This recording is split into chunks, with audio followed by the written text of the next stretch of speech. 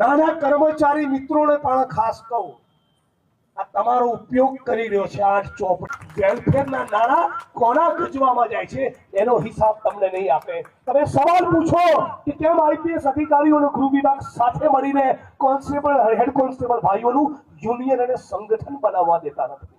હું 1 વર્ષ માટે મારી પાર્ટી મૂકી દઉં, ચાલ, અને તું બી 1 વર્ષ માટે તારી પાર્ટી મૂકી દે અને પછી નીકળી હિન્દુસ્તાનની સડકો પર તો ખબર પડે મારી શું હેસિયત છે અને તારી શું औकात છે। આ ચોપડી મિત્રો નિષ્ઠાવાન, પ્રામાણિક અને ઈમાનદારીથી કામ કરે છે એને આખી ગુજરાત કોંગ્રેસ પરિવાર તરફથી અમે સેલ્યુટ કરીએ છીએ।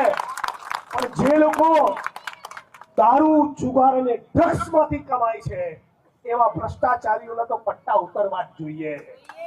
મારી સામે 1 નહીં 1000 કાર્યક્રમ કરો।